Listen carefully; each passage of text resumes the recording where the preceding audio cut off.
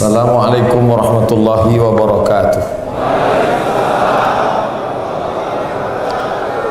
Bersyukur kepada Allah dengan mengucapkan alhamdulillahi rabbil alamin. Berselawat kepada Rasulullah dengan ucapan Allahumma salli ala sayyidina Muhammad wa ala ali sayyidina Muhammad. Yang sama-sama kita hormati guru kita, ustadz kita, senior saya, kakak kelas di Al-Azhar Mesir dulu, Al-Mukarram Ustadz Haji Haruna Hashim LC. Selanjutnya sahabat ustadz kita, kawan kita, salah satu tim yang menyusun jadwal di Kepulauan Riau, Bapak Ustadz Hendrianto. Keluarga besar BP Batam, yang besar tak dihimbau gelar, yang kecil tak disebut nama. Insya Allah kita semua dimuliakan Allah Subhanahu wa ta'ala. Ya Rabbal Alamin. Saya pergi ke salah satu kabupaten, bupatinya membuat acara rutin pengajian Kamis pagi. Jadi saya tanya, kenapa Bapak buat pengajian? Sementara di kabupaten lain mengundang motivator untuk membangkitkan semangat kinerja Pemda. Motivator itu kan lebih menarik. Katanya dia sudah kami coba di hotel, sewa ballroom, tutup, mati lampu, pakai audio visual, bangkitkan semangat, pakai suara, pakai gambar, semangat, semangat, semangat. Keluar dari situ letoy tadi. Jadi kata dia semangat ini ternyata tidak bisa pakai motivator. Jadi sebetulnya apa yang membuat orang semangat bekerja itu? Ada sesuatu dalam diri dia yang tidak tampak oleh mata. Dia makan suplemen, belum tentu dia bisa semangat. Dia makan segala macam obat tambahan tenaga, belum tentu bisa. Bahkan ada dokter di Batam ini cerita ke saya ini dokter Pak Ustadz, seringkali saya kasih orang obat, tapi sebelum saya kasih, saya ajak dia dulu cerita, ngobrol. Setelah saya ajak cerita, ngobrol, sebelum saya kasih obat, dia sudah sehat duluan. Jadi saya tanya, Pak Dokter, sebetulnya yang membuat orang itu sehat, obat itu atau sesuatu yang lain? Kata dia, obat itu membuat orang sehat cuma 20%. Yang 80% itu apa? Ada sugesti dalam dirinya dari hasil pembicaraan dia. Jadi lagi-lagi yang membangkitkan semangat kerja Pemda tadi bukan motivator, tapi ada semangat dalam dirinya. Begitu juga orang yang sehat sakit itu, yang membuat dia sehat bukan obat, bukan resep, tapi ada sesuatu dalam diri dia. Dan ternyata di BP Batam ini juga diadakan rutin kajian untuk membangkitkan semangat kerja. Makanya dibuat tadi peningkatan kinerja BP Batam, diharapkan dengan adanya kajian-kajian itu muncul semangat baru. Karena sebetulnya yang kita cari kerja ini apa? Kalaulah kerja ini yang dicari duit, habis duit selesai, habis itu apa? Kota-kota besar, negara-negara hebat, Amerika, Uni Eropa, angka bunuh diri paling tinggi. Padahal mereka bukan PHK, bukan tidak dapat kerja, karena ada sesuatu yang tidak ditemukan oleh manusia. Sekolah, kerja, rumah, mobil, nikah, anak, mapan. What's next? Apa setelah itu? Akhirnya jiwa mengalami kekeringan, galau, dan angka bunuh diri tertinggi karena tidak tahu lagi puncak kehidupan ini mau kemana. Akhirnya mereka macam-macam. Menikah dengan perempuan sudah, akhirnya coba pula nikah sama laki-laki. Penyimpangan seksual yang muncul di Eropa besar yang disebut dengan LGBT, lesbi, gay, biseksual, transgender. Manusia tak tahu mau kemana. Oleh sebab itu maka datanglah jawabannya yang tidak bisa dipikirkan oleh otak manusia. Apa kata Sokrates? Kalau kita mau merenung sejenak, habis ini mau kemana, yang akan dibawa apa, setelah kehidupan ini apa setelah ini, maka orang perlu berpikir 500 tahun merenung sejenak. Aku dari mana, sedang di mana, mau kemana, mau bawa apa. Karena manusia lemah tidak bisa berpikir, maka diturunkanlah seorang utusan Allah yang selalu kita sebut namanya, asyhadu an la ilaha illallah wa asyhadu anna Muhammadan Rasulullah. Muhammad dipilih oleh Allah Subhanahu wa taala. Dan kita semua di ruangan ini percaya bahwa dia utusan Allah. Walaupun kita tidak satu suku dengan dia. Di sini ada orang Melayu, di sini ada orang Banjar, di sini ada orang Bugis, di sini ada orang Batak, tapi kita tidak pernah menuntut dia harus satu suku dengan dia. Ada orang Melayu yang tidak mau menerima dia sebagai nabi, ada. Itulah yang masih ada di dalam hutan, suku Melayu tua, suku Sakai, suku Akit, suku Talang, yang tidak mau masuk Islam karena mereka mau Nabi Muhammad itu orang Melayu, pakai songket, pakai baju kurung. Dia tidak mau Nabi yang Arab. Ada orang Jawa yang tidak mau menerima Muhammad, ada. Dia percaya pada Tuhan. Mereka tidak ateis, tapi dia mau Tuhan itu orang Jawa. Itulah dia orang Kejawen. Kata dia Nabi Adam itu banyak anaknya. Salah satu anak Nabi Adam itu ada orang Jawa. Itulah Nabi kami. Ustaz ini ngawur nih. Ustaz dapat dari mana? Tak sengaja dapat saya buku di perpustakaan Suman HS, ringkasan dari Darmo Gandul Gatoloco. Kata dia anak Nabi Adam itu banyak, salah satunya orang Jawa. Maka dibagi dua, ada Islam Abangan Kejawen, ada Islam santri yang bersyahadat asyhadu an la ilaha illallah wa asyhadu anna Muhammadan Rasulullah. Sedangkan yang ini hanya sekedar percaya Tuhan, tapi untuk ikut Muhammad tidak mau. Tapi kita di ruangan ini percaya semuanya kepada Muhammad sallallahu alaihi wasallam. Nanti kalau orang Jawa mau nabinya orang Jawa, orang Melayu mau nabinya orang Melayu, orang Batak mau nabinya Bemarga. Dia tak mau Muhammad, dia maunya Muhammad Sregar, Muhammad Nasution. Ini perlu saya jelaskan di awal supaya jelas bahwa segala ucapan, perbuatan, pikiran, tindakan yang diterima oleh Muhammad sallallahu alaihi wasallam harus kita terima secara bulat utuh. Dia seperti puzzle, tidak bisa kita potong-potong. Saya percaya sholatnya, tapi masalah takdirnya saya tak percaya. Saya percaya puasanya, tapi masalah keyakinan tentang bekerja tidak bisa. Kita harus terima yang dibawa Muhammad sallallahu alaihi wasallam itu satu paket. Udhulu fisilmi kafah. Bahasa Arabnya kafah, bahasa Jawanya kabeh, utuh, all. Kalau mendownload dia harus sempurna, jangan potong setengah-setengah. Nah, ini harus ditekankan bahwa kita hidup mengikut yang dikatakan oleh Muhammad sallallahu alaihi wasallam. Apa kata dia tentang hidup? Bahwa dari sejak pagi tadi buka mata sampai nanti malam tutup mata, dia bernilai ibadah. Itulah yang membuat kita menjadi semangat bekerja, sehingga peningkatan kinerja pegawai Pemkab, Pemko, Pemprov, BP Batam harus semangat karena semua selama dia di kantor adalah bernilai ibadah. Kita menghadapi orang sekuler, dia bagi dua, kalau di masjid ibadah, kalau di kantor tidak ibadah. Makanya waktu di masjid dia khusyuk sekali, Allahu Akbar, sampai HP-nya berbunyi pun dia tak peduli, saking khusyuknya. Tapi di kantor, karena dia menganggap di masjid aku beribadah, di kantor tidak.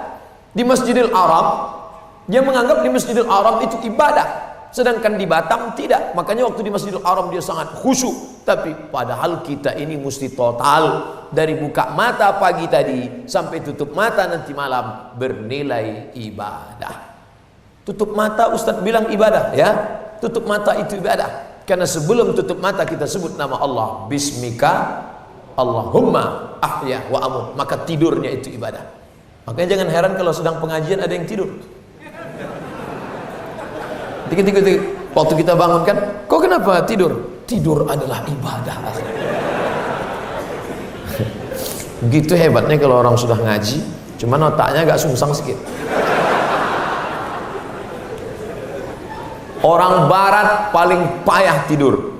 Kenapa? Karena mereka berpikir tidak ada Tuhan. Maka ketika mereka berhasil, sombongnya luar biasa. I am a best, amazing. Aku orang paling the best, paling hebat.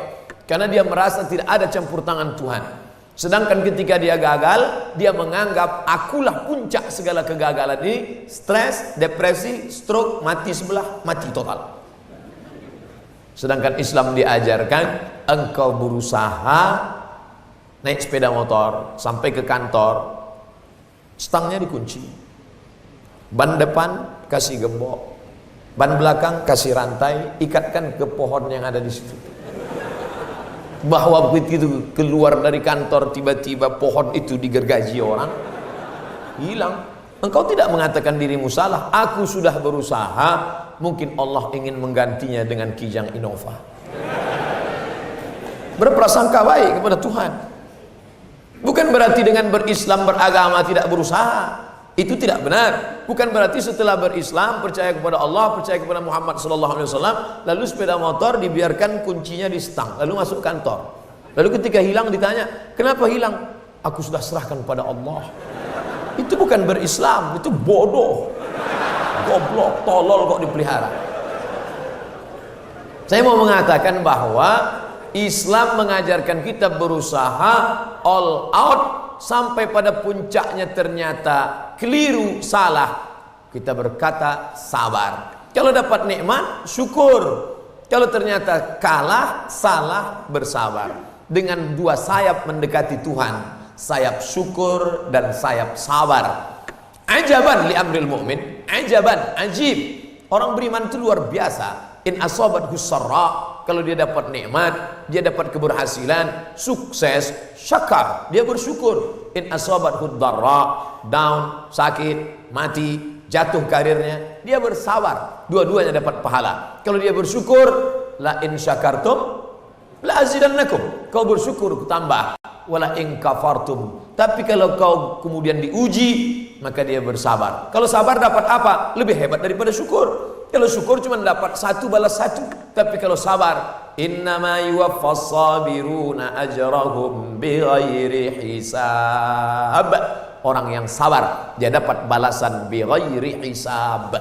Bighairi hisab itu apa Pak Ustadz? Unlimited edition, tak bisa dihitung oleh siapapun. Itu balasan yang diberikan Allah Subhanahu wa ta'ala. Nah, oleh sebab itu bekerja ini adalah ibadah. Kalaulah orang sama menganggap di kantor itu ibadah, di masjid itu ibadah, tidak akan ada orang yang kerja main-main, tidak on time sebagaimana on time-nya dia sholat subuh. Saya kebetulan mau ngurus akte kelahiran anak di kantor. Saya tidak pakai sorban, tidak pakai peci, saya pakai kemeja biasa, tak pakai peci, saya masuk kantor. Orang tak kenal, ada juga yang kenal sedikit, tengok Ustadz Somad ya, mirip, saya bilang.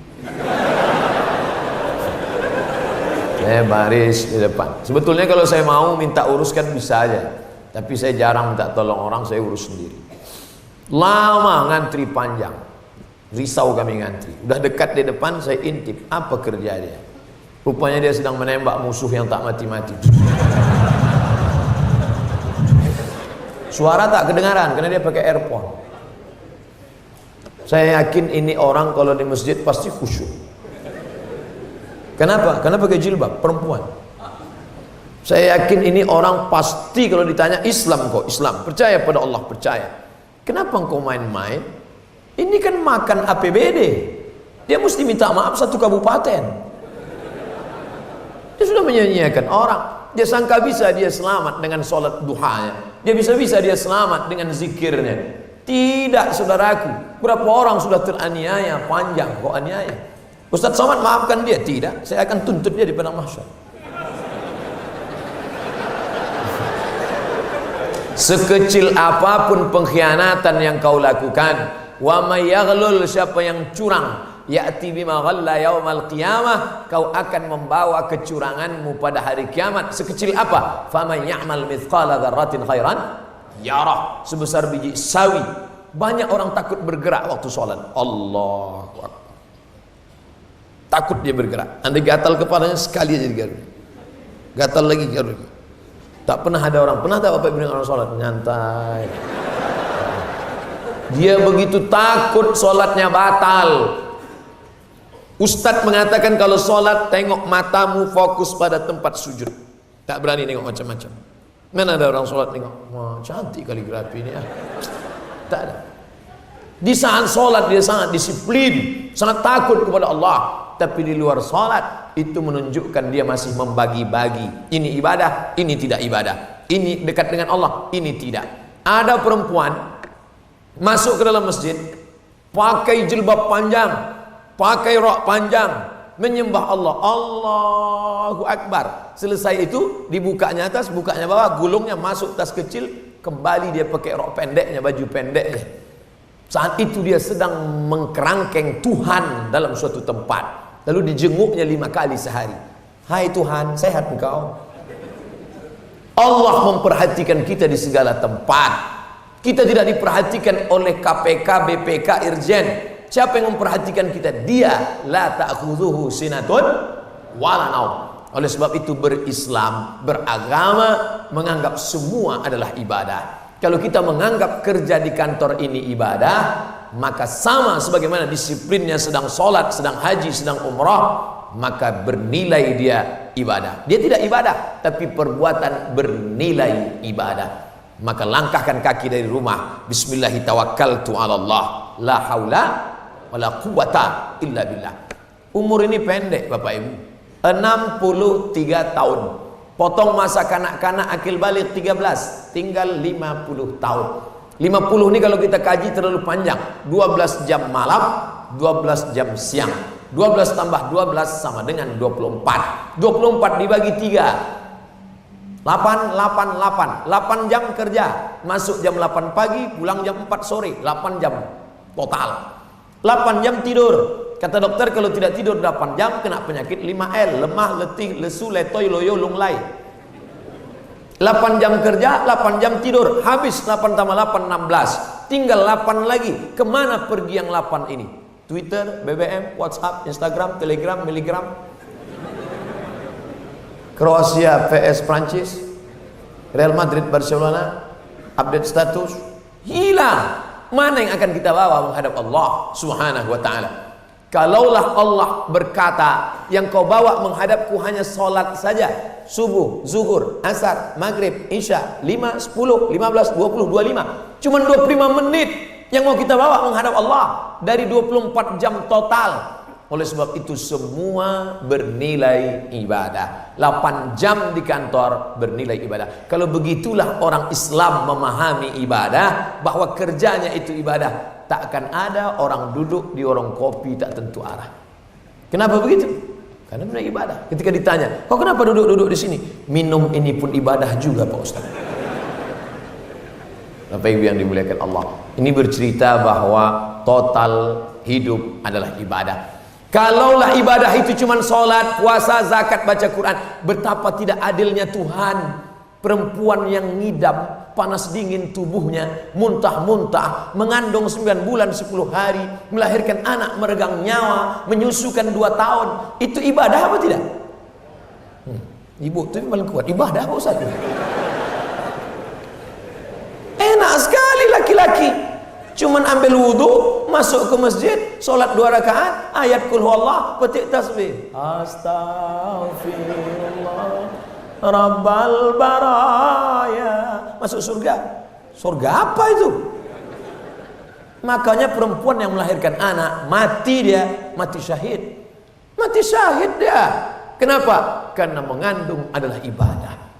Oleh sebab itu makanya banyak perempuan tak berhenti dia mengandung. Kau kenapa sikit-sikit mengandung? Ibadah ya akhi. Apa yang dimuliakan Allah SWT, man tazawwaja, siapa yang menikah, faqad istakmala nisfal iman. Menikah adalah menyempurnakan iman. Hadis riwayat Tabrani. Menikah adalah ibadah. Tapi jangan diselewengkan kaji saya ini. Nanti ada juga suami pulang ke rumah diam-diam nikah siri dia. Tanya sama istrinya, bang, ada kabar isu katanya abang nikah siri. Adinda, ini ibadah. Ibadah tak boleh kita riak.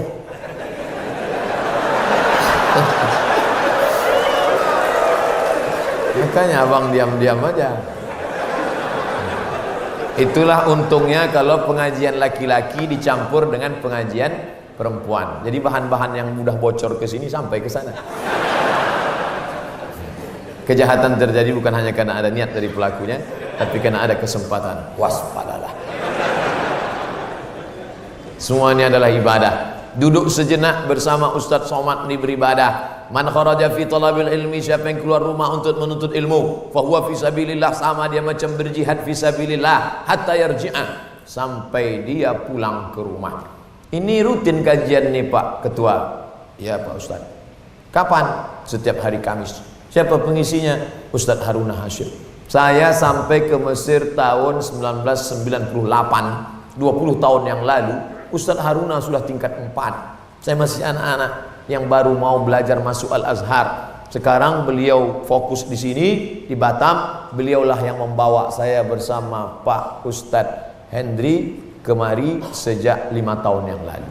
Hari ini dipertemukan Allah di majelis yang baik, majelis ilmu, bersama orang-orang baik, orang beriman menuntut ilmu.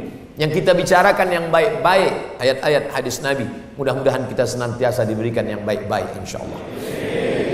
Alhamdulillah Ustaz Somad, setelah pengajian kemarin meningkat kinerja pegawai kita. Yang selama ini mereka cabut 3 jam 4 jam, sekarang berkurang. Berapa Pak? 2 jam setengah Pak Ustaz.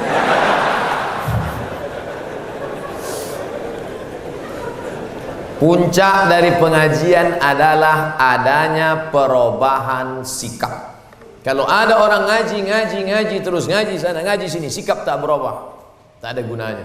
Karena mengaji adalah mindset, main otak, setting, men-setting otak. Ini sekarang kita sedang setting ulang otak kita. Yang selama ini kita menganggap bahwa ibadah itu baca Quran, ibadah itu zikir, ibadah itu sholat sunat, ibadah itu di masjid. Sekarang kita setting otak bahwa semua adalah ibadah. Main otak, setting, menyeting otak. Karena ada juga mindset ini lain. Main otak setan, mindset otak setan.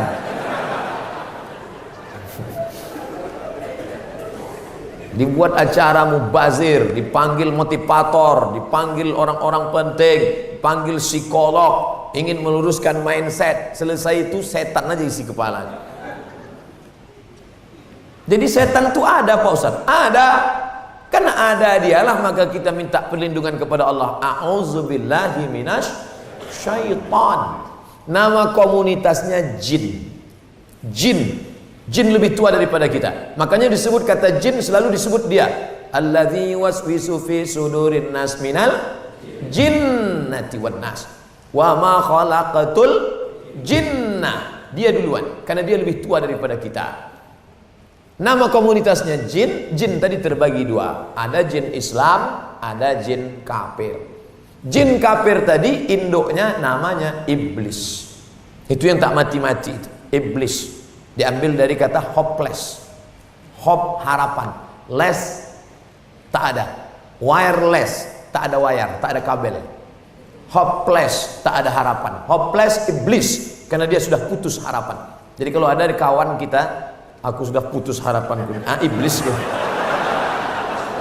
Hopeless. Kita bisa hidup ini karena ada harapan. Harapan akan ada anak-anak akan melanjutkan kehidupan, bahwa kita sakit ada harapan sehat. Engkau bisa hidup 3 bulan kalau tidak ada beras. Andai tak ada beras bisa hidup 3 bulan. Andai tak ada air bisa hidup 3 hari. Tapi kalau tidak ada harapan, kita hanya bisa hidup 3 detik. Habis itu pergi ke kamar mandi, cari racun tikus, minum, mati. Tak ada racun tikus, minum mama lemon, tak mati. 3 hari buih-buih aja. Islam memberikan harapan. Makanya banyak yang sudah putus harapan ketika melihat ada kajian semangat. Saya Ustaz Somad sudah putus harapan. Saya ini stres. Gimana ceritanya Bapak rajin pengajian? Jadi saya mau pensiun, terus saya beli tanah, tanam sawit. Persiapan nanti setelah pensiun supaya enak, anak-anak mau sekolah ada duit dari sawit. Saya beli tanah, saya tanam sawit, 3 tahun buah pasir panen. Ketika dipanen, datang orang mengatakan ini tanah saya dan sawit ini punya saya, ini surat BPN. Gimana Pak? Stres saya Pak Ustaz, tak bisa tidur malam. Jam 2 malam berkata-kata dalam kepala, kenapa tanam sawit, kenapa tanam sawit, kenapa tanam sawit, kenapa tanam sawit. Tak berhenti Pak Ustaz. Akhirnya pergi ke psikiater. Datang psikiater, dikasihlah obat. Saya makan obat itu, menguap, mengantuk, tertidur. Pas dosisnya habis, bangun, berkata lagi, kenapa tanam sawit? Kenapa tanam sawit? Akhirnya anak saya mengajak, ya ada pengajian di Pekanbaru. Siapa penceramahnya? Ustaz Somad. Saya pun hadir, duduk, saya dengarkan. Tiba-tiba hilang dia. Hati saya menjadi tenang. Sejak itulah saya suka pengajian-pengajian. Betul janji Nabi, huwallazi anzala sakinata fi qulubil mu'minin. Dia yang menurunkan ketenangan ke dalam hati orang yang beriman. Krisis kota besar metropolitan adalah ketenangan. Duit ada, mobil ada, rumah ada, istri ada, anak ada, tapi tak tenang. Kemana mencari ketenangan? Pergi ke karaoke. Lagu pertama lagu pop, tak juga tenang. Masuk lagu dangdut, tak juga tenang.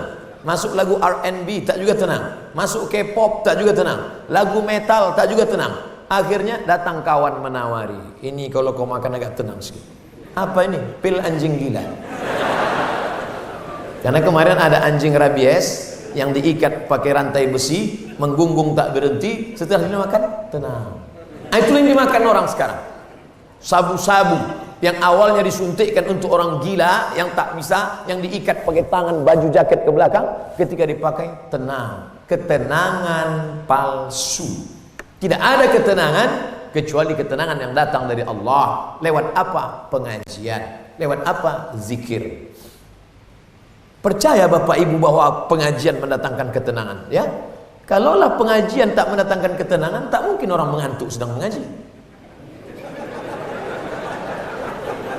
Orang barat susah tidur, kena penyakit insomnia, tak bisa tidur. Sampai makan pil, kapsul baru bisa tidur. Orang kita begitu menengok khotib langsung tidur. Jamaah Jumat yang dimuliakan Allah, adapun perolehan infak kita pada hari ini Masjid Al-Ikhlas adalah 320 juta. Sedangkan khatib yang bertindak pada hari ini Al-Mukarram Ustadz Fulan. Nengok Ustadz itu langsung uang.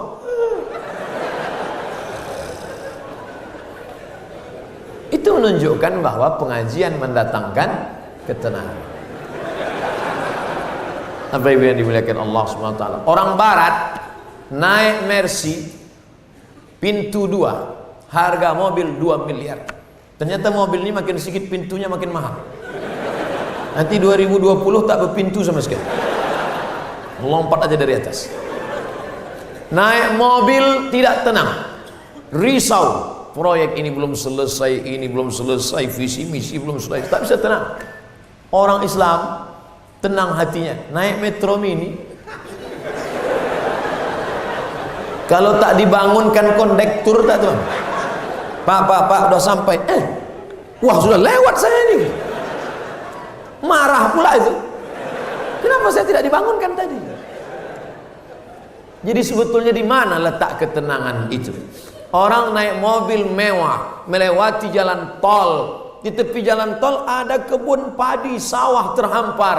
Di tengah sawah terhampar ada sepasang suami istri dengan anaknya sedang menyendok nasi dengan ikan masin dan sayur kangkung. Apa kata orang yang naik mobil? Indahnya hidup andai aku duduk di dalam tengah sawah bersama anak istri makan tenang. Sementara aku sekarang naik mobil mewah tapi tak bisa berkumpul bersama. Kata dia menyangka yang tenang itu yang di sana. Apa kata mereka yang sedang di pondok sana? Pada istrinya, mama, andai kita punya mobil, tentu kita tenang seperti mereka. Semua merasa kebahagiaan, ketenangan ada pada orang lain. Padahal engkau semuanya adalah bahagia. Yang di mobil ini engkau bahagia dengan pandangan yang berbeda. Kau bahagia dengan pekerjaanmu, kau bahagia dengan mobilmu, dan engkau di sana juga bahagia. Kebahagiaan itu tidak jauh, dia ada dalam dirimu ketika engkau bersyukur kepada Allah Subhanahu wa taala. Syukur bukan sekedar mulut. Alhamdulillah wa syukrulillah. Bukan itu. Tapi dengan banyak beribadah kepada Allah Subhanahu wa taala. Yang sudah sholat zuhur, alhamdulillah. Yang belum sholat, terlambat banget. Ada orang pengajian rajin tapi tak sembahyang. Sholat.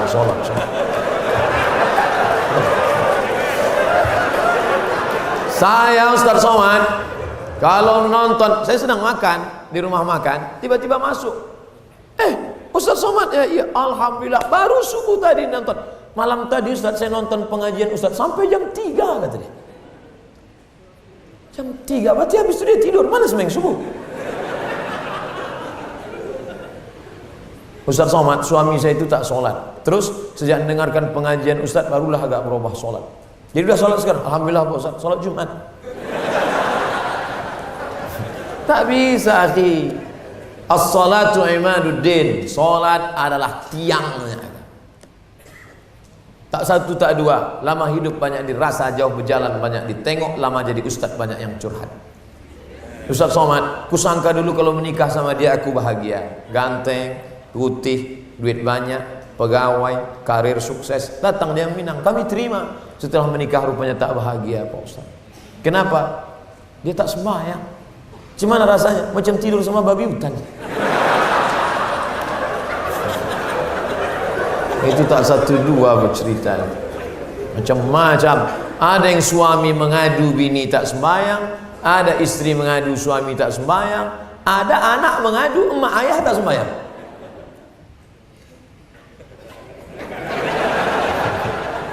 Bapak Ibu yang dimuliakan Allah SWT. Tadi saya diberitahu Ustaz Somad ceramah 10 menit saja. Habis itu ada surat pertanyaan. Saya tengok-tengok udah setengah jam saya ceramah. Kenapa surat pertanyaan itu tak juga masuk? Terima kasih. Syukran, jazakumullah khairan. Bagaimana hukum suntik rubella yang belum sertifikasi halal MUI? Sampai sekarang Majelis Ulama Indonesia tidak mengeluarkan sertifikat halal sampai hari ini. Itu yang disampaikan oleh Sekjen MUI, Wakasekjen MUI, Kiai Haji Dr. Kiai Tengku Zulkarnain. Oleh sebab itu kalau ada yang memakai itu alasannya karena darurat. Karena kata dia kalau tidak disuntikkan ini anaknya sakit cacat, mati. Kita kalau dipilih antara dua, mati atau makan babi, pilih mana? Makan babi. Tak boleh pilih mati. Masuk ke dalam hutan. Pilihan cuma dua, mati sama makan babi. Kau pilih mati atau makan babi? Aku mati aja lah, tak boleh. Mesti makan babi. Ambil kecap, colek-colek babi itu.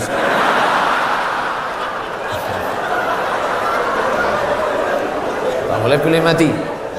Nah, jadi kalau bapak ibu takut anak itu cacat, sakit, dipakainya hukum darurat itu. Ustadz Somad, saya tanya emak saya ini orang kampung.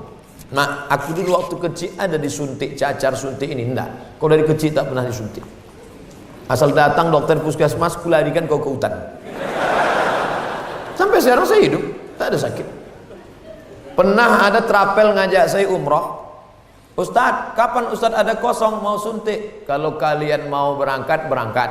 Tapi aku terus terang tak bisa suntik. Kalau tak dapat visa Pak Ustadz, saya tak berangkat. Sampai hari H saya tak suntik. Tak bagaimana ceritanya mereka dapat visa, berangkat. Katanya kalau tak suntik sakit mati. Tak mati. Tapi ini tak bisa jadi hukum. Saya tak mati, yang mendoakan saya banyak.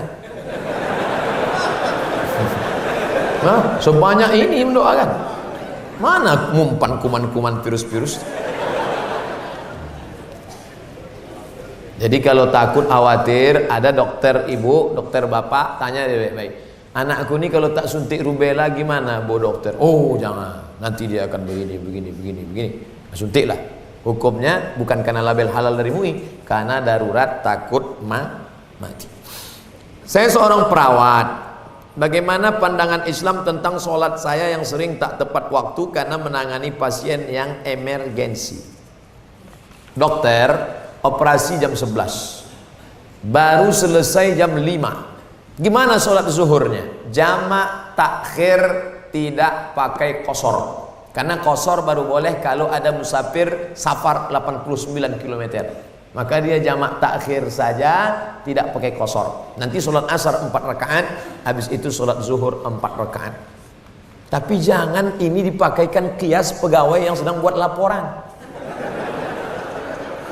Hayya 'alas shalah. Bro, ayo sholat. Aku ini lebih berat daripada operasi ini. Tak bisa. Maka jangan. Ini perlu saya jelaskan karena sekarang banyak jamaah yang bisa menginterpretasikan ceramah ustaz. Lebih hebat pula dia lagi.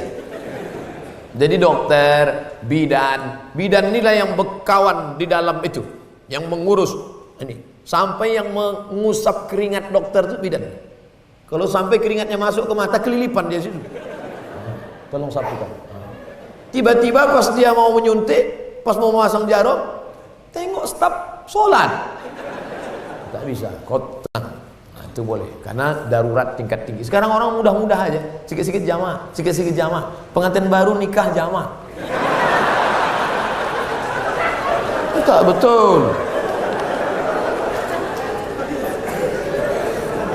Ana pernah menghadiri sebuah acara pengajian remaja yang bersifat registrasi, berbayar. Namun ketika hari H banyak peserta yang tak memperoleh lokasi duduk. Bahkan cuma bisa mendengar saja dari lobi. Sedangkan tertera jelas bahwa peserta terbatas. Apakah hal tersebut termasuk menzolimi? Menzolimi. Saya sampai hari ini tidak pernah membuat pengajian berbayar. Tidak pernah diundang minta hotel bintang 5. Tidak pernah minta belikan tiket VVIP harus kelas eksekutif. Tidak pernah mewajibkan panitia harus pakai pesawat Garuda. Tidak pernah mewajibkan harus begitu begini begono. Yang penting saya datang. Ini saya jelaskan supaya jangan ada dusta di antara kita. Karena banyak fitnah-fitnah. Nelpon orang dari datu daerah. Ustadz Somad kenapa nggak datang? DP kan sudah kami kirim. Sama siapa kau kirim? Yang kemarin tim datang kepada kami, bukan tim saya bukan model begitu, saya ustadz, saya bukan artis. Walaupun banyak artis minta foto sama saya. Nah itu. Jadi kalau kalian buat pengajian kapasitasnya 100, jangan buat 150, over capacity. Ingat, sekecil apapun pengkhianatanmu di dunia akan kau pikul di akhirat. Makanya kata Nabi, nanti di akhirat itu ada orang yang memikul kambing yang mengembek karena curang dalam zakat kambing. Ada yang memikul lembu yang mengemuh karena curang dalam zakat lembu. Sekecil apapun, sebesar apapun dituntut. Jangan heran nanti di akhirat ada yang memikul kijang Innova plat merah karena kau curang di dunia. Masih keren juga kalau mikul Avanza, mikul Alphard, keren. Ada di akhirat itu nanti memikul bakwan yang dulu makan 3 bayar 1. Itu kecurangan. Makanya saya tempat-tempat sekolah dulu saya cari itu sekarang.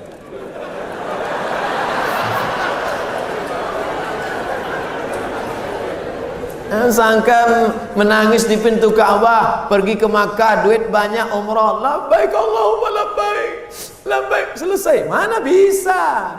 Dosa yang bersifat materi mesti kau bayar, mesti kau balikkan. Banyak yang menung kan?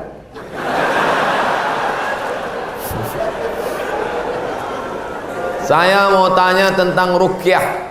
Saya sudah ngikuti ruqyah 4 kali, tapi sampai sekarang belum bisa keluar juga jinnya.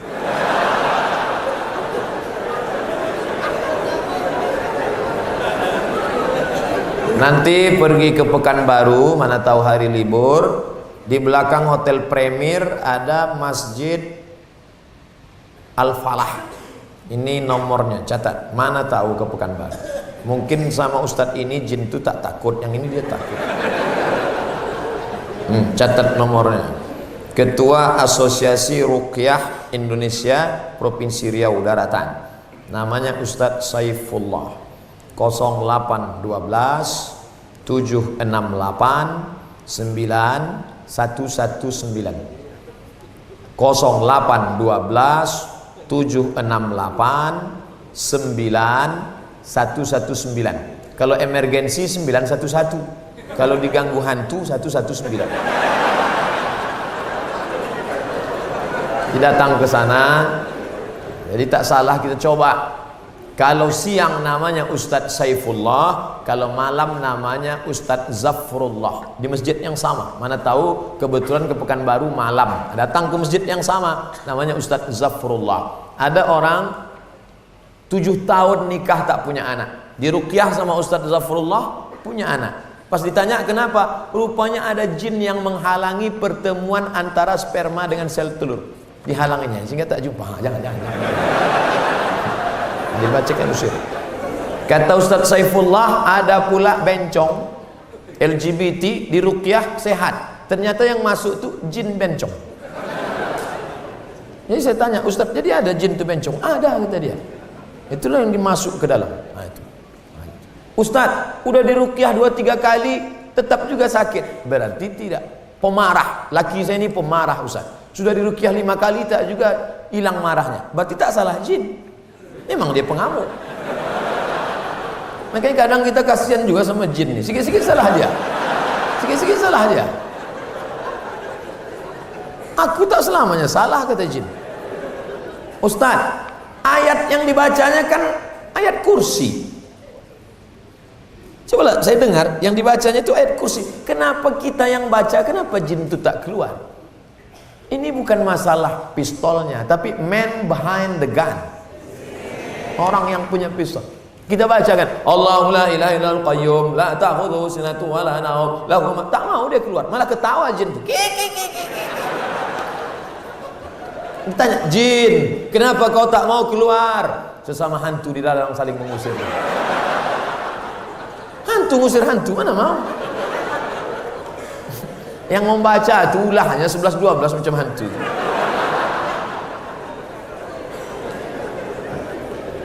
Ustadz, bagaimana mengikhlaskan perceraian agar tidak depresi? 5 langkah. Jadi bukan asal-asal. Ini banyak nih laki-laki ini asal sudah marah balik ke rumah mengamuk. Padahal yang salah di kantor. Di kantor ditekan atasan, di jalan ditilang polisi. Sampai ke rumah yang kena bini. Lambat buka pintu, tolak 100. Ini orang zalim. Bergoncang tiang aras. Oleh sebab itu maka ada 5 langkah. Bukan asal-asal tolak. 5 langkah. Yang pertama, fa'izuhunna, kalau dia tidak mau patuh taat, kau kasih nasihat. Adinda, kau sholatlah. Alah abang, baru 2 kali pengajian dan nyuruh-nyuruh aku sholat. Dah, kalau tak mempan, wahjuruhunna fil madaji, pisah tempat tidur. Adinda, kalau kau tak juga mau sholat, maka kita pisah tempat tidur sebulan. Itu yang ku tunggu-tunggu kan. Tak mempan, naik SP3, surat peringatan 3. Wadribuhun, tempelenglah dia. Ada dalam Quran. Begitu pas mau ditempeleng, difotonya, diuploadnya ke FB. Teganya. Ditengok sama polisi, tangkap. KDRT, kekerasan dalam rumah tangga. Anda masuk sel. Tak ada saya pukul pak, ini buktinya. Loh kok bapak bisa tahu? Istri Anda friend saya. Oleh sebab itu tempeleng ini tak bisa lagi dipakai sekarang. Yang keempat, fab'asu hakaman min ahlihi wa hakaman min ahliha. Itu yang disebut dengan mediasi. Ambil keluarga perempuan, laki-laki duduk bersama. Judulnya, mau dibawa kemana hubungan ini? Ini anak keponakan kita ini tak bisa lagi duduk bersama, sudah macam Tom and Jerry. Akhirnya dialog. Kalau buntu tak juga, lahir dia yang kelima, barulah tolak. Tolak pun tidak langsung 100, tolak 1, tolak 2. Dia manual, bukan matic. 1 dulu. Tolak 1 itu iddahnya 3 bulan. Kujatuhkan engkau, tolak 1. Masih ada waktu 3 bulan untuk rujuk. Boleh jadi hari ini panas berapi-api, tolak. Nanti malam hujan sejuk, balik. Oh jadi Pak Ustaz kalau belum 3 bulan tuh balik? Macam mana caranya balik? I beg to you my dear, baliklah. Keras juga hati, sampai 3 bulan tak balik-balik, habis iddah. Macam mana kalau sudah habis iddah? Hati-hati lah, takutnya datang Valentino Rossi minang dia. Lapeh kijang kerimbu. Tapi kalau ternyata setelah habis iddah mau balik juga bisa. Bagaimana cara baliknya? Diakad balik macam nikah awal dulu. Mempelai laki-laki, perempuan, ada mahar, ada wali, ada saksi, ada ijab, ada qabul. Nikah balik. Itulah namanya pengantin baru stok lama. Jadi kalau sudah cukup 1, 2, 3 tak ada penyesalan. Nah, engkau nih tak jelas pertanyaannya. Oleh sebab itu kalau ini secara umum, kaum kafir dihukum atas kekafirannya atau atas perbuatan jahatnya. Orang beriman kalau dia mencuri, yang dihukum itu mencurinya. Makanya kalau dia bersyahadat, man qala la ilaha illallah Muhammadur Rasulullah dakhalal jannah. Siapa yang mengucapkan syahadat la ilaha illallah Muhammadur Rasulullah masuk surga. Wa in zana wa in saraq, kalau dia berzina, kalau dia mencuri, walaupun berzina, walaupun mencuri tetap masuk surga. Enak betul. Mencuri, berzina masuk surga, masuk. Cuman masuknya kapan? Orang kloter 1, ini kloter 29. Jadi orang beriman itu dihukum dulu, diobok-obok dulu dalam neraka jahanam. Masuk dulu ke dalam, barulah masuk ke surga. Makanya kita selalu berdoa, jangan sampai kami transit, jangan sampai kami transit, jangan sampai kami transit. Rabbana atina fid dunya hasanah wa fil akhirati, jangan sampai kami transit. Wa qina adzabannar. Itu makna. Mudah-mudahan kita tak masuk neraka insyaallah. Amin. Sedangkan dia tadi dihukum Allah karena tidak percaya kepada Allah dan Muhammad sallallahu alaihi wasallam. Makanya kita selamatkan kawan, sahabat, tetangga yang tak percaya pada Allah, ateis, yang tak percaya kepada Muhammad, supaya dia bersyahadat asyhadu an la ilaha illallah wa asyhadu anna Muhammadan Rasulullah. Mendengar ceramah di YouTube apakah sama pahalanya dengan mendatangi majelis? Tak sama. Mendengar ceramah di YouTube tak ada kaki melangkah. Al jaza ala qadril amal, balasan sesuai dengan tingkat kesulitannya. Bapak ibu ini kesulitannya tingkat tinggi, harus fokus mendengar ceramah, melawan kantuk, melawan emosi, melawan marah. Ada waktu tentu tak sama, tapi puncaknya adalah keikhlasan. Maka yang mendengar di YouTube, mendengarkan rekaman, ibu-ibu yang mendengar ceramah, ini yang banyak nih dengar. Mungkin baru sekali ini kita jumpa, kebanyakan dari YouTube. Kalau ada orang sekarang tak kenal sama saya, dapat diindikasi 2. Pertama tak punya HP, kedua tak punya paket. Ini kadang di tempat saya ceramah, anak-anak kecil manggil, Ustaz. Dari mana kenal sama saya? Ceramah Ustaz banyak di HP mama. Ayah kau tahu? Tahu.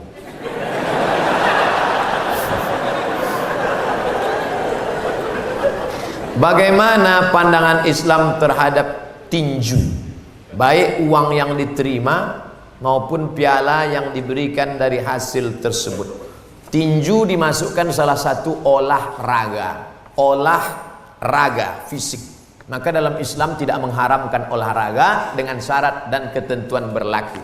Yang pertama berenang, sibahah. Yang kedua rimayah, memanah. Yang ketiga rukubul khail. Oleh sebab itu di pesantren-pesantren sunnah diadakan 3 olahraga: berenang, memanah, dan naik kuda. Naik kuda mahal. 1 ekor kuda 70 juta. Itu pun kuda-kuda yang pensiun lah sudah. Memanah mahal. 1 busur panah 1 juta. Saya di rumah ada 2 busur. Tidak saya beli, mereknya Casio, kasih orang. Yang paling ringan berenang.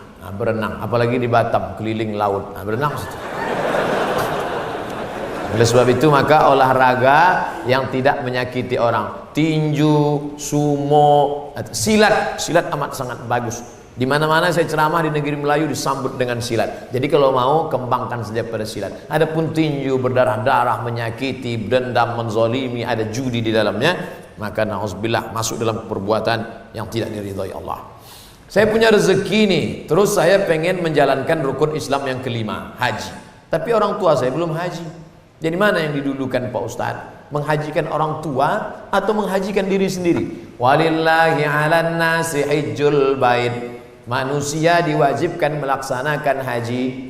Man istata'a ilaihi sabila, bagi siapa yang mampu. Orang tua kita itu wajib kalau dia mampu. Dia tak mampu, dia tak wajib. Kita wajib kalau kita mampu. Kalau tak mampu tak wajib. Boleh ditunda Pak Ustaz? Boleh. Nabi Muhammad wajib haji tahun ke-6, tapi dia baru berangkat haji tahun ke-10. Bapak mampu, ada duit 50 juta, tapi masih muda. umur masih 30, 40, masih ada kemungkinan umur panjang. Bakti kita pada orang tua. Mak, ini ada duitku 50 juta, emaklah berangkat duluan. Kalau kau baik pada orang tuamu, maka Allah bukakan pintu rezeki. Tak satu dua saya jumpa orang-orang hebat. Pernah saya jumpa orang kaya, pesawat pribadi dia punya. Pas cerita-cerita punya cerita gimana rahasianya, rupanya sama ibunya luar biasa. Sampai-sampai kalau mau bisnis deal diteleponnya dulu. Mak, aku mau deal atau tidak? Kata maknya deal. Tidak, kata mak, tidak. Oleh sebab itu bakti pada orang tua luar biasa. Kau berangkatkan makmu, kau berangkatkan ayahmu, dibukakan Allah pintu rezeki insyaallah.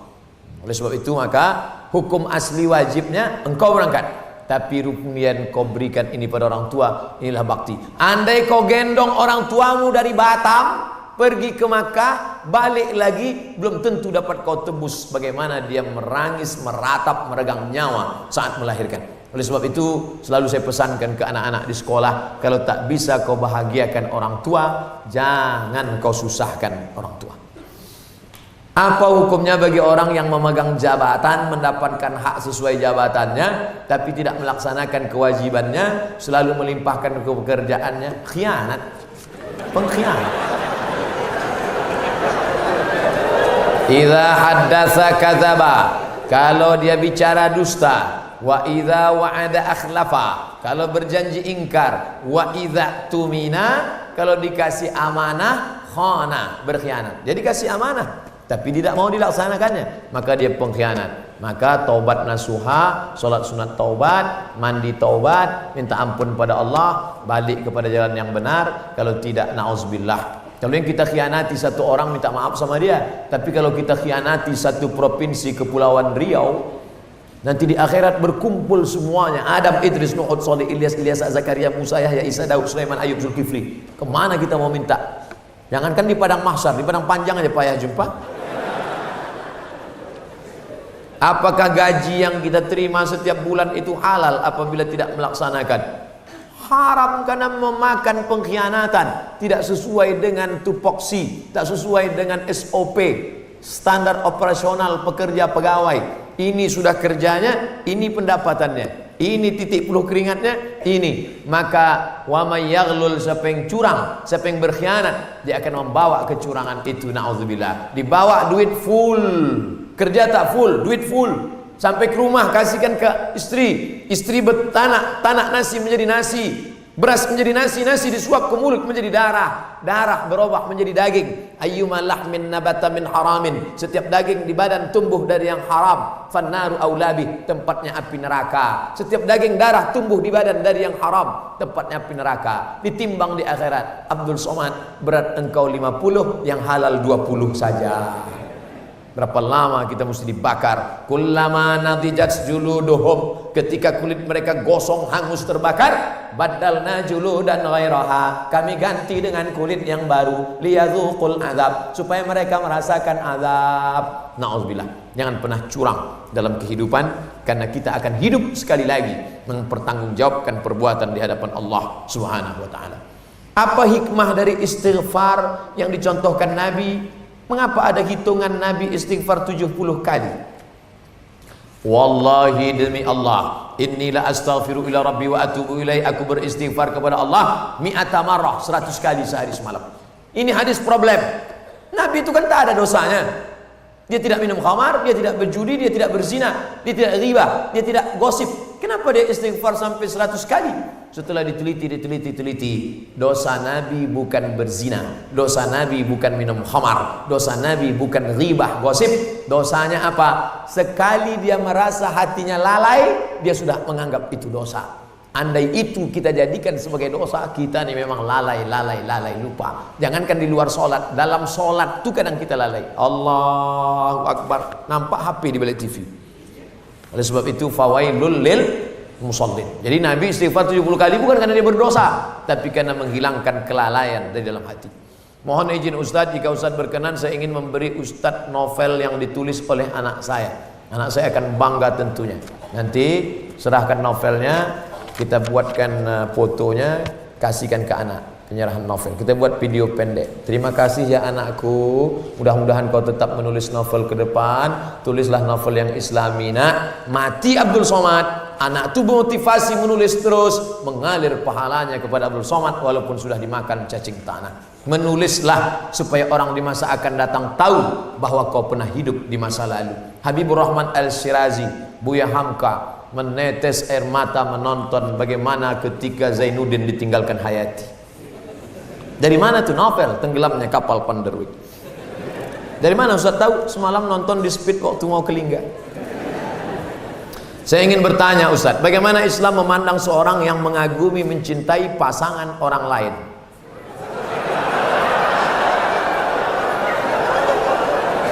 Bagaimana pula jika orang itu memiliki perasaan yang sama dengan kita?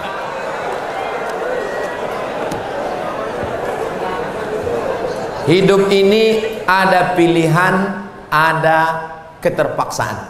Hidup ini ada pilihan, ada keterpaksaan. Saya mau ceramah antara duduk dan berdiri. Pilihan atau keterpaksaan? Pilihan. Ustadz mau duduk atau berdiri? Saya pilih berdiri. Kenapa Ustadz pilih berdiri? Menunjukkan bahwa saya masih muda, masih sehat. Antara minum atau tidak minum. Pilihan atau keterpaksaan? Pilihan. Minum atau tidak, terserah saya. Mau saya minum, mau tidak. Itu pilihan saya. Nah, masalah cinta. Cinta itu pilihan atau keterpaksaan?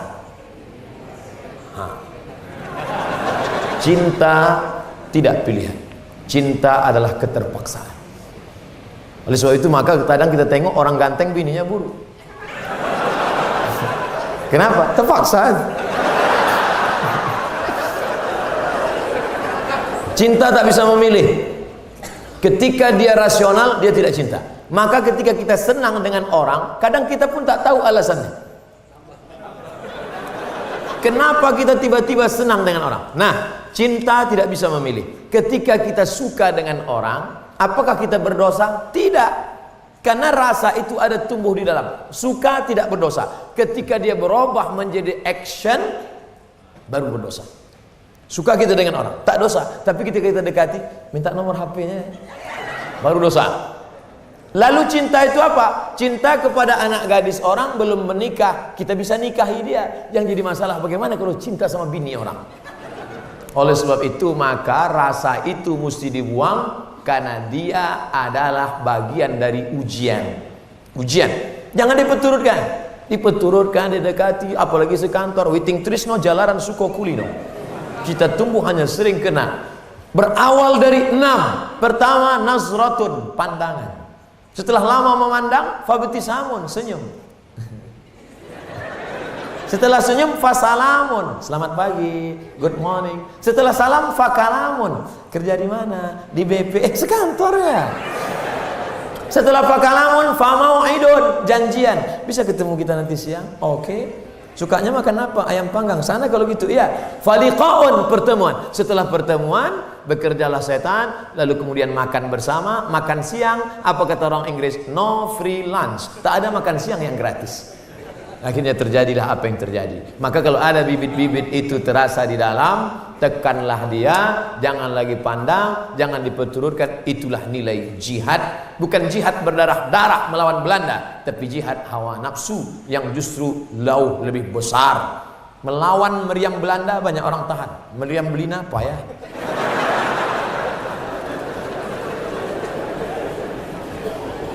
Bagaimana sikap kita kalau ada rekan kerja atasan langsung yang tak sholat, padahal sudah coba diingatkan beberapa kali? Bapak tak usah mengingatkan dia, nanti dia marah. Cukup kirimkan aja video pendek ini ke dia. Hidup kamera nih kan? Perlu saya tanya dulu, karena pernah di beberapa tempat saya sudah gitu, sudah selesai, bisa dikirimkan deh potongan. Mohon maaf Pak Ustadz, kamera ini tak hidup. Untuk apa kalian pasang? Untuk gaya-gaya aja. Man taraka sholata muta'ammidan, siapa yang meninggalkan sholat secara sengaja, faqad kafara jihara, kafirlah dia secara nyata. Siapa yang tidak sholat maka gugur 4 fardu kifayah, tidak dimandikan, tidak disolatkan, tidak dikafankan, tidak dimakamkan di pemakaman kaum muslimin. Jadi jenazahnya gimana? Campakkan laut luas itu. Dah, kirim, like and share. Sengaja saya buat pendek supaya bisa masuk Instagram. 1 menit insya Allah. Ustaz punya Instagram? Punya. Yang mana tuh Pak Ustaz? Itu yang followernya 3,7 juta itu.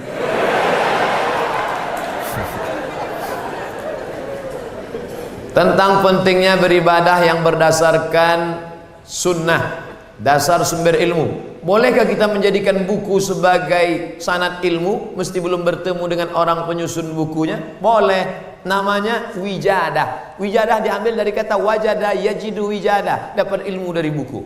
Ustaz Somad, ya, saya sudah baca buku Ustaz 37 masalah populer. Kemarin ada kawan saya bawa, terus saya fotokopi Pak Ustaz.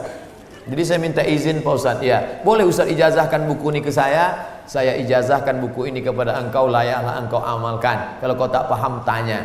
Jadi mengambil buku, tapi setelah itu bertanya kepada Ustaz. Kita ada Ustaz Haruna Hashim, 4 tahun di Al-Azhar Mesir, lengkap di kepalanya, akidah, bahasa Arab, sejarah Islam, fikih, Quran, hadis. Al-Azhar itu kalau tamat dikasih titel LC. LC itu singkatan dari licence. Licence artinya ijazah. Orang ini sudah mendapat ijazah untuk mengajarkan agama Islam. Baca buku, silakan baca. Yang tak paham tanya Ustaz. Fas'alu ahla zikri in kuntum la ta'lamun. Apa hukum orang yang mampu beli mobil tapi minyaknya pakai subsidi premium? Ini nyindir saya nampaknya. Janganlah main sindir-sindir. Kalau mau turun saya baru tanya langsung. Berat menjawabnya ini. Kita bandingkan dengan negara lain, bagaimana harga minyak, bagaimana hebatnya negeri kita, gemah ripah, loh jenawi, tongkat dan batu jadi tanaman, untayan zamrud, katulistiwa di bawah minyak, di atas minyak. Bagaimana nasib saudara kita di Anambas yang begitu kaya dan hebat, tapi 24 jam saya di sana, HP saya tak berbunyi sama sekali. Nah, ini kan luar biasa. Oleh sebab itu pengaturan minyak, subsidi segala macam, mudah-mudahan ke depan pemerintah lebih baik insya Allah. Ini hak kita, kita sebagai warga negara. Mestinya kita ini, kalau dilihatlah minyak kita dengan gas kita, dengan batu bara kita, dengan negeri terkaya di dunia, tak ada apa-apanya Brunei Darussalam. Apa hukum gaji bagi pegawai yang masuk kantor hanya absen saja kemudian hilang, lalu sore datang lagi dan absen pulang? Sudah terjawab, sudah. Apa hukumnya orang mendapatkan jabatan dengan cara menzolimi? Ittaqu fitnat la tazlimu anfusakum. Jangan kau zalimi dirimu. Ada orang menzolimi dirinya? Tak ada. Kenapa disebut menzolimi dirinya? Dirimu satu diri dengan saudaramu, maka dirimu satu diri dengan saudaramu. Ketika kau zalimi dia, kau sedang menzalimi dirimu sendiri. Karena kita satu jiwa. La yu'minu ahadukum, kau tak beriman hatta yuhibba li akhi, sampai kau sayang kepada saudaramu sama macam sayang pada diri sendiri. Kalau kau cubit terasa sakit, begitu juga pipi saudaramu. Kalau dipukul terasa perih, begitu juga tangannya. Maka kadang kita menengok anak orang dibonceng. Kamu anak si Fulan kan? Iya, turun. Ini bapaknya kawan saya nih. Ini udah macam anak saya nih. Anak orang macam anak kita, tak apa-apa. Asal jangan bini orang macam bini kita. Mohon masukan cara pengelolaan zakat, mengingat potensi zakat di kantor yang luar biasa. Buatkan UPZ, Unit Pengumpulan Zakat BP Batam. Nanti dari UPZ akan disalurkan ke Basnas, Badan Amil Zakat Nasional. Siapa yang berpenghasilan 3,6, saya tidak sebut gaji, karena ada orang gajinya 2 juta, pendapatannya 20 juta. Karena ada uang tunjangan, uang sipak, uang tunjang, uang sundul, uang sikut. Total semua, siapa yang berpenghasilan 3,6, maka sudah wajib mengeluarkan 2,5%. Jadi kalau penghasilan 4 juta, 2,5%, 25.000, 25.000, 25.000, 25.000, 4 juta 100.000, serahkan ke UPZ, nanti UPZ akan menyalurkan ke Basnas. Jangan sampai kita makan haram. Kenapa bisa makan haram? Karena makan zakat yang tak dibayarkan.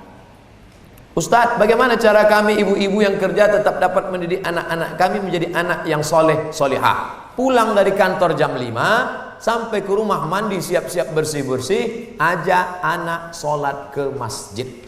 Pulang dari masjid, dari maghrib ke isya, baca Quran. Sini nak, duduk nak, duduk. Baca Quran. Habis sholat isya, bisa cerita-cerita, tanya mana pelajarannya. Jangan sudahlah waktu pendek, habis waktu karena asik WhatsApp. Datang anak, mama, nilai adik tinggi mah, tengok, asik. Iyalah, bagus. Tengoklah mak, diambilnya HP, difotonya pula. Ada anak resek aja dari tadi. HP kan dari pagi tadi sudah. Sampai ke rumah jam 6, 7, 8, 9, 3 jam ini manfaatkan full. Karena siang ibu sudah bekerja supaya anak-anak dapat kasih sayang.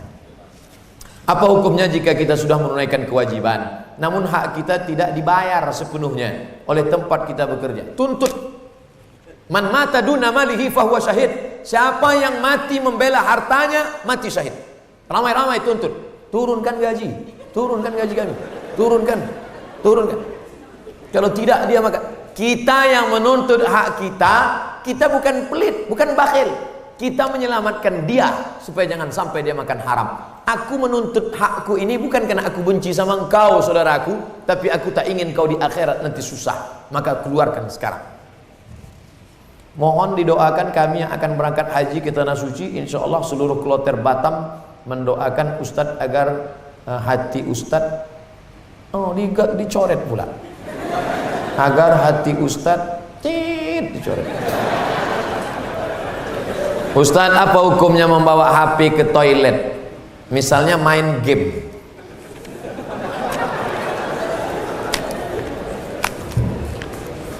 Ada orang buang air besar sambil main game. La ilaha illallah Muhammadur Rasulullah. Fokus sajalah di satu pekerjaan. Tak usah lain-lain. Apa hukumnya bagi orang yang ibadahnya tidak pernah tinggal sholat, namun dalam bekerja dia melakukan tindakan korupsi? Inna sholata tanha anil fahsya wal munkar. Sholat mencegah keji dan munkar. Kalau gitu sholatnya salah, sholatnya tak betul. Kalau begitu sholat itu benar, dia melaksanakannya tak benar. Sama macam obat, bukan salah obatnya, salah orangnya. Dokter puskesmas ngaku ke saya, ini obat dari Jerman, satu bijinya 500.000, dikasihkan ke pasien. Besok dia komplain, katanya obat mahal. Kenapa anak saya tak sehat? Ibu buat macam mana? Saya masukkan ke bubur, saya suapkan. Kemarin kan sudah saya kasih tahu, obat ini dimasukkan ke dubur. Dimasukkannya ke bubur. Salah obatnya apa salah orangnya? Salah orangnya. Kenapa tak dengar baik-baik? Sholat itu kalau benar, maka dia akan mencegah perbuatan keji dan munkar. Hukum sholat berjamaah apabila waktu sholat sudah terlambat. Yang paling afdal as-sholatu ala waktiha. Sholat begitu azan langsung sholat. Andai terlambat, tak terelakkan, boleh tak sholat kloter 2? Boleh. Mana dalilnya? Ketika Nabi sholat sama sahabat Muaz bin Jabal, selesai sholat Muaz duduk di masjid. Tak lama datang orang kampung Muaz, ya kau sudah sholat? Sudah. Kami belum sholat. Muaz jadi imam, orang kampungnya sholat sekali lagi. Muaz sholat 2 kali. Jadi dia sholat sama Nabi, sekarang dia sholat jadi imam. Itulah boleh dalil kloter 2. Tapi jangan ini dijadikan dalil kloter 2 terus. Hayal sholat, dia santai. Kau tak ke masjid? Ada kloter 2 nanti. Jangan, saya yang kena nanti. Bagaimana cara mengenal sebenar-benarnya diri? Dalam hal ini adakah diri batin bukan diri jasad? Ini jasad. Yang bisa ditengok mata ini jasad. Yang batin itu mana? Allah Ta'ala meniupkan ruh ke dalam tanah. Kita ini semua dari tanah. Bapak ibu yang atas, yang bawah, yang ada jabatan, yang tidak, semua dari tanah. Dari tanah berubah. Coba tengok. Inilah diri sebenar diri ada di dalam diri kita ini. Ditanyakan kepada Nabi, yas'alunaka 'anir ruh. Mereka bertanya kepadamu ya Muhammad tentang ruh. Qul, katakan ya Muhammad, qulir ruh min amri rabbi. Diri sebenar diri urusan Allah. Wa ma utitum minal ilmi illa qalila. Tidaklah engkau diberitahu itu tentang itu kecuali sedikit saja. Kita hanya perlu meyakini bahwa ini akan mati dimakan cacing tanah, hancur berkeping, tapi ada yang tak mati. Dalam alam ruh dia tak mati. dalam perut ibu dia tak mati, dalam alam dunia dia tak mati, dalam alam barzah kubur dia tak mati, dalam surga dia tak mati, dia tetap akan kekal dalam surga, khalidina fiha abada. Tak perlu dicari-cari itu, pejamkan mata, itu dia. Enggak, kita hanya disuruh beriman bahwa dia ada, roh ditiupkan ke dalam jasad badan kita, dan kita akan mati menghadap Allah. Lalu nanti kalau kita hidup lagi, apakah jasad ini? Ya, karena di badan kita ini ada satu yang tak hancur, ujung tulang belakang, namanya azmuz zanab. Ditunjuk innama amruhu idza arada syai'an ayaqula lahu kun fayakun. Kita akan bangkit, hidup, tumbuh balik menghadap Allah Subhanahu wa taala. Kenapa ketika saya berusaha keras mendekati Allah, musibah pun tak pernah berhenti menghampiri? Ustaz Somad, dulu sebelum pengajian hidup saya tenang-tenang aja. Begitu ikut pengajian Ustaz, balik helm hilang. Habis itu sulap pula hilang. Akhi, ujian itu diberikan Allah 3. Yang pertama, dengan itu Allah menghapuskan dosa-dosamu di masa yang lalu. 2, Allah ingin mengangkat derajat engkau ke atas. 3, engkau sudah ditempatkan Allah dalam surga Jannatul Firdaus, tapi amal kau kurang, maka diberinya ujian dengan sabar kau naik ke atas. Nanti begitu saya masuk ke dalam surga, saya tanya malaikat, mana jamaah kemarin, kenapa tak ada? Dia di atas, Ustaz Somad. Rupanya jamaah itu VVIP, Ustaz kelas ekonomi. Mudah-mudahan kita sabar menerima ujian, insyaallah. Kertas terakhir, apakah hamba Allah dapat langsung masuk surga sedangkan taubatnya baru-baru saja, kurang lebih 3 bulan baru melaksanakan perintah Allah, menjauhi larangan Allah? Illa man taba, kalau dia bertobat, wa amana, beriman, wa amila amalan salihah, beramal soleh. Taubat, beriman, beramal soleh, yubaddilullahu sayyiatihim hasanat. Semua dosa-dosanya yang lalu diganti Allah dengan kebaikan. Mudah-mudahan kita termasuk golongan itu, insyaallah.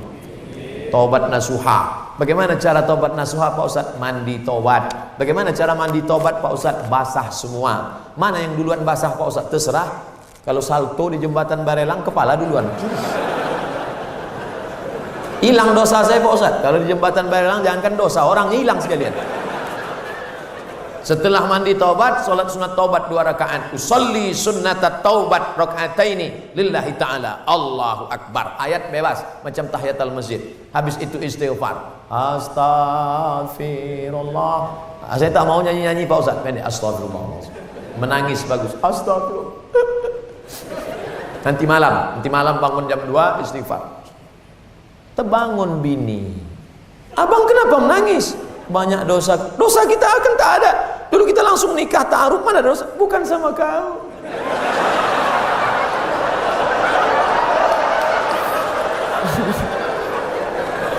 Makanya kalau punya dosa itu diam-diam aja. Adalah pokoknya. Ala hazihin niyah al-Fatihah. A'udzubillahi minasy أعوذ بالله من الشيطان الرجيم بسم الله الرحمن الرحيم الحمد لله رب العالمين الرحمن الرحيم مالك يوم الدين إياك نعبد وإياك نستعين اهدنا الصراط المستقيم صراط الذين أنعمت عليهم غير المغضوب عليهم ولا الضالين آمين Rabbana ighfir lana dzunubana, ampunkan dosa kami ya Allah. Waliman hadarana, semua saudara-saudari kami yang hadir di majelis ini, keluar dari majelis ini bersih dari dosa-dosanya ya Allah. Wali ikhwanal ladzina sabaquna bil iman, saudara-saudara kami yang sudah mendahului kami dengan iman. Allahumma ansur ikhwanana al musabina fi Lombok, tolong saudara kami yang sedang diuji dengan musibah gempa bumi di Lombok ya Allah. Allahumma qawwi imanahum, kuatkan iman mereka. Wasahih ajsadahum, sehatkan jasad tubuh mereka. Allahumma arinal haqqa haqqa warzuqna ittiba'ah, tunjukkan pada kami yang benar itu benar, berikan kami kekuatan untuk mengikutinya. Wa arinal batila batila, tunjukkan pada kami yang batil itu salah, warzuqna ijtinabah, berikan kami kekuatan untuk menjauhinya ya Allah. Rabbana hab lana minas salihin, jadikan anak-anak kami anak-anak yang saleh dan salihah. Allahumma yassir umura ikhwanina al-hujjaj, saudara kami yang akan melaksanakan ibadah haji bil khusus kloter dari Batam. Yassir umurahum, mudahkan urusan mereka ya Allah. Ij'al hajjahum hajjam mabrura, jadikan haji mereka haji yang mabrur. Wa dzamban maghfura, dosa-dosa mereka diampuni. Wa sa'yan mashkura, usaha mereka diberkati. Wa tijaratan lan tabur, bisnis mereka mendapatkan keuntungan. Allahumma barik lana fi arzaqina, berikan berkah pada rezeki kami supaya kami bisa berkunjung ke Baitullah melaksanakan haji dan umrah. La tada'lana dzamban illa ghafartah, segala dosa kami ampunkan. Wala aiban illa satartah, segala aib cacat kami tutupi ya Allah. Wala maridan illa syafaitah, saudara kami yang sakit angkat penyakitnya, sembuhkan ya Allah. Wala aziban illa zawajatah, yang lajang yang gadis ingin menikah, mudahkan urusan perjodohannya ya Allah. Wala raghiban illa anjabtah, yang ingin punya anak, berikan anak yang soleh dan solihah. Rabbana atina fid dunya hasanah wa fil akhirati hasanah wa qina adzabannar. Wa sallallahu ala sayyidina wa maulana Muhammad wa ala alihi wa sahbihi wa sallam. Walhamdulillahi rabbil alamin. Taqabbalallahu minkum minna wa minkum taqabbal ya karim. Terima kasih segala perhatian. Banyak cakap saya ini tak berkenan di hati, menyinggung perasaan hamba Allah yang dhaif Abdul Somad, mohon maaf. Wassalamualaikum warahmatullahi wabarakatuh.